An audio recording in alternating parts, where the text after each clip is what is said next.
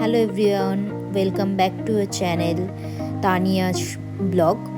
তো আবারও নতুন একটা ভিডিও নিয়ে তোমাদের সাথে চলে আসলাম।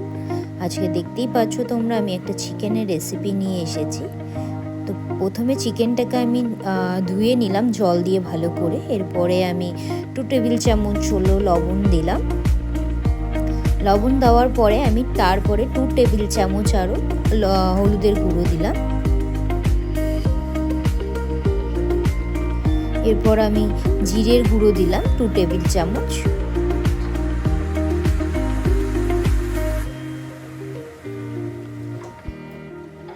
তারপর আমি লঙ্কার গুঁড়ো দিলাম। লঙ্কার গুঁড়োটা বন্ধুরা তোমরা যেরকম ঝাল খাও সেরকমভাবেই দেবে। আমি প্রথমে 1 চামচ দিলাম, তারপরে আমার কাছে মনে হলো না আরেক চামচ আমি দিই, তো আরেক চামচ দিয়েছি। দেওয়ার পরে তাও আমার কাছে মনে হলো যে আরেক চামচ দিলে ভালো হবে, এটা আমি অফ স্কিনে দিয়েছি আরেক চামচ। তো টোটাল আমি 3 চামচ দিয়েছিলাম। তারপরে আমি আদা রসুন বাটাটাকে পেস্ট করে দিয়েছি, ওটা দিয়ে আমি ম্যারিনেট করে নিয়েছি চিকেনটাকে। তো তারপরে আমি দেখতেই পাচ্ছ একটা উনুনে আমি কড়াইটা বসিয়ে দিয়েছি আলুটা ভাজার জন্য। তো আলুটাকে দিয়ে আমি ভাজছি। তো আলুটা একটু লাল লাল হলে আমি আলুটাকে নামিয়ে নেব। তোমরা দেখতে পাচ্ছ আলুটা লাল লাল হয়ে গেছে, ভাজা হয়ে গেছে। তো এবার আমি আলুটাকে নামিয়ে নেব একটা পাত্রে। এরপরে আমি যেটা করব, গোটা গরম মশলা আমি তেলের ওপর দিয়ে দিলাম। যেহেতু আমি একদম অল্প তেল দিয়ে রান্না করছি, তো আমাকে স্টিমটা একদম অল্প আছে মানে কমিয়ে দিয়ে রাখতে হচ্ছে। এরপরে আমি পেঁয়াজ কুচি দিয়ে দিলাম, দিয়ে ওটাকে আমি ভালো মতো নাড়াচাড়া করব। ওটাকে দিয়ে ভালো মতো নাড়াচাড়া করছি। আর হ্যাঁ বন্ধুরা, তোমাদের এটাও বলে রাখি, যারা অ্যাকচুয়ালি শরীরের মানে ওপর হলো খুব ধ্যান রাখেন, তো তাদের অল্প তেলে রান্নাটা খাওয়াটাই উচিত। এমনকি যাদের এজ পার্সেন্ট আছেন তাদেরও অল্প তেলে রান্না খাওয়াটা উচিত। কারণ কি এখনকার দিনে বন্ধুরা তোমরা সবাই জানো যে বেশি তেল মানে খেলে আমাদের নিজেদেরও প্রবলেম হয় অনেক কিছুতে। কারণ আমরা এখনকার জেনারেশনে প্রচুর হেলদি মানুষ হচ্ছি।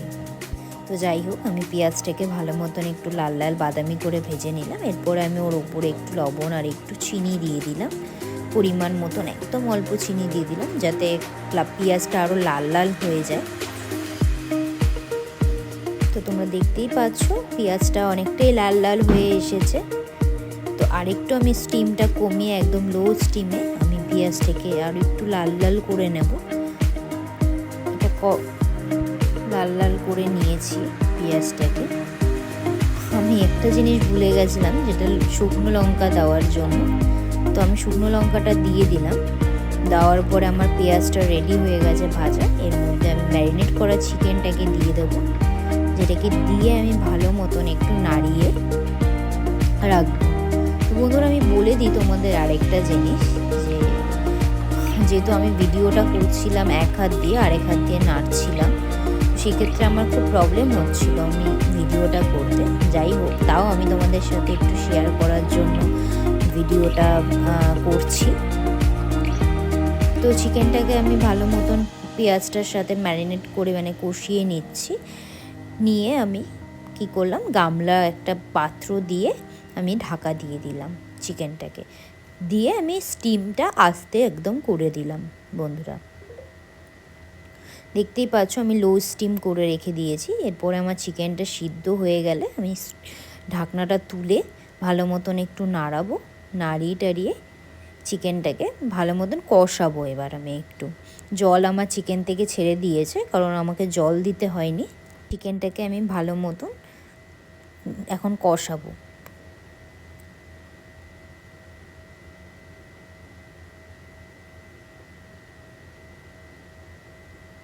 দেখতেই পাচ্ছ বন্ধুরা, চিকেনটা কষে গেছে। ওর মধ্যে আমি আলুটা দিয়ে আবার ভালো মতন কষিয়ে নিলাম। যেহেতু আমি তেল একদম অল্প দিয়ে রান্না করেছি, বুঝতে পারছো যে তেলটা উঠেছে চিকেন থেকে। তো চলো আমি এটাকে আরও ভালো করে কষানোর পরে আমি জল ঢেলে দেবো চিকেনটার মধ্যে।